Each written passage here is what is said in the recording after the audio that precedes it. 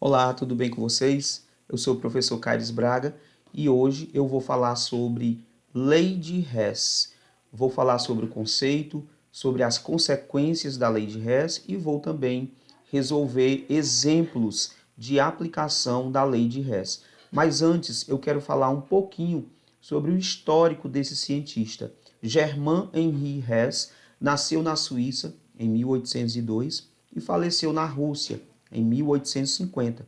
Ele foi professor na Universidade de São Petersburgo e ele foi um pioneiro em uma das áreas mais importantes da química, que é a fisicoquímica, estudando os calores das reações, as relações entre os calores dessas reações e das substâncias que participavam, assim também das ligações químicas presentes nessas substâncias participantes das reações químicas. Ele deu uma contribuição extremamente importante para o desenvolvimento da fisicoquímica.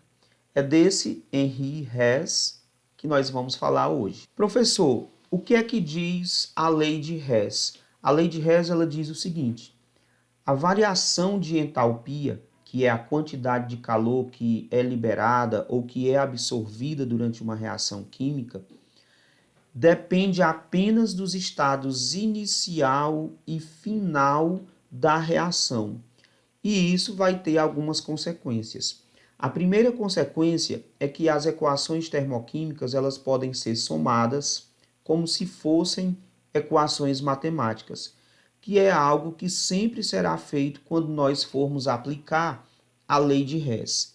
A segunda consequência é a de que, invertendo uma equação termoquímica, devemos trocar o sinal de ΔH, ou seja, se nós invertermos uma reação química e antes ela era negativa, tinha um ΔH negativo, nós vamos agora ter um ΔH positivo e vice-versa.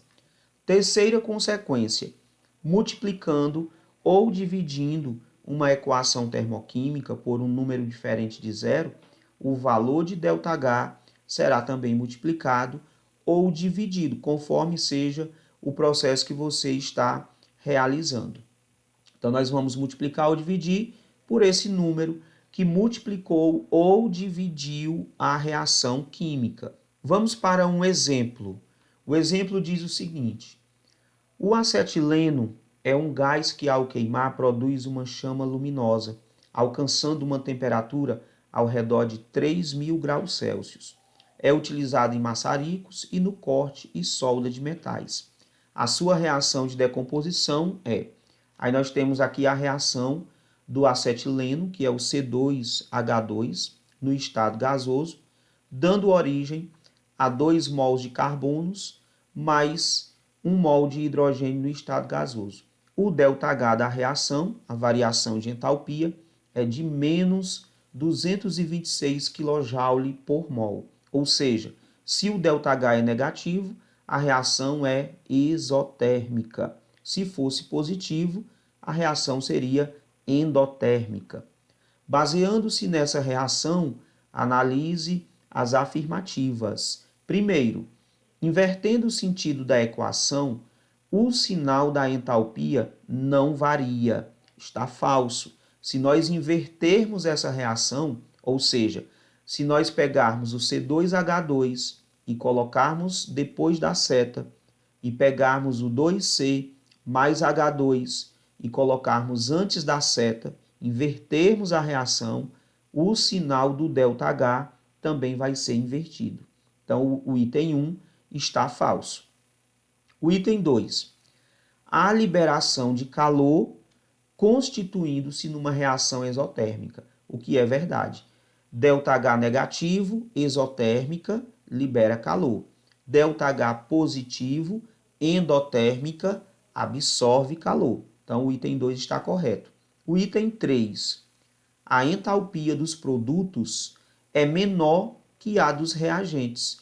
Aqui eu quero ressaltar o seguinte: se a reação é exotérmica, é porque a energia dos reagentes é maior do que a energia dos produtos. A energia dos reagentes sendo maior, vai ter um saldo energético que vai ser liberado para o meio ambiente. Então, aqui, quando ele diz que a entalpia dos produtos é menor que a dos reagentes, é um item verdadeiro, porque em reações exotérmicas, a quantidade de energia dos reagentes é maior do que a energia dos produtos. Então, os itens verdadeiros serão 2 e 3, por isso a resposta vai ser a letra E. Vamos agora para uma questão onde nós vamos aplicar diretamente as consequências da lei de Hess. Quais são essas consequências? As reações termoquímicas podem ser somadas como se fossem equações matemáticas. Segundo, invertendo o sentido da reação, nós vamos inverter também o sinal do ΔH. E terceiro, multiplicando ou dividindo a reação, nós vamos multiplicar ou dividir o ΔH. Veja que aqui nessa questão, ela diz o seguinte: são dadas as equações termoquímicas. Aí nós vamos ter a primeira equação, C grafite mais O2 gás, formando CO2, com um ΔH de menos 94,1 quilocalorias. A equação 2, hidrogênio gás mais meio mol de oxigênio gás, formando 1 mol de água no estado líquido, ΔH menos 68,3 quilocalorias. E a equação número 3, metano mais 2 oxigênios formam 1 CO2 mais 2 águas com um ΔH de menos 212,8 quilocalorias. Calcule o valor do ΔH da reação. É aqui que vem a primeira observação para você poder trabalhar com a lei de Hess. Essas questões elas sempre darão uma equação global, a equação desejada, a equação que a questão quer que você calcule o ΔH. E aqui a equação número 4, carbono grafite mais 2H2 gasoso, formando CH4 gás. Qual é o ΔH dessa reação? Nós não sabemos. Então, nós vamos ter que construir essa equação número 4 a partir da 1, da 2 e da 3. Nós vamos fazer isso por comparação. Nós vamos localizar os reagentes, que são as substâncias que estão antes da seta, e o produto, que é a substância que está depois da seta, nas equações 1, 2 e 3. Por exemplo, C grafite nós queremos antes da seta. Lá na equação número 1, nós temos C grafite antes da seta. Significa que a equação número 1 nós vamos manter, porque eu quero C grafite antes da seta, e na equação número 1 eu tenho C grafite antes da seta e na quantidade desejada, que é 1 mol de C grafite. Então, eu vou reescrever a equação 1 aqui embaixo. C grafite mais O2, formando CO2 com um ΔH de menos 94,1 quilocalorias. Depois, olhando novamente aqui na equação 4, que é a equação desejada, nós queremos 2 mols de H2 gasoso antes da seta. Observe que na equação 2, nós temos o hidrogênio, nós temos H2 gás. Ele já está antes da seta, mas ele não está na quantidade desejada. Aqui na equação número 4, vejam que nós queremos 2H2. E aqui na equação 2 nós só temos 1.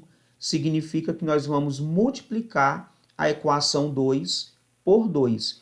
E multiplicando a equação, nós vamos multiplicar também o ΔH. Então, reescrevendo a equação já multiplicada, nós teremos 2H2 gás mais 1O2 gás. Por que 1O2 gás? Porque era meio O2. Então, meio vezes 2, 1O2, uma água vezes 2, 2H2O, e o ΔH foi multiplicado por 2. Era 68,3 vezes 2, dá 136,6.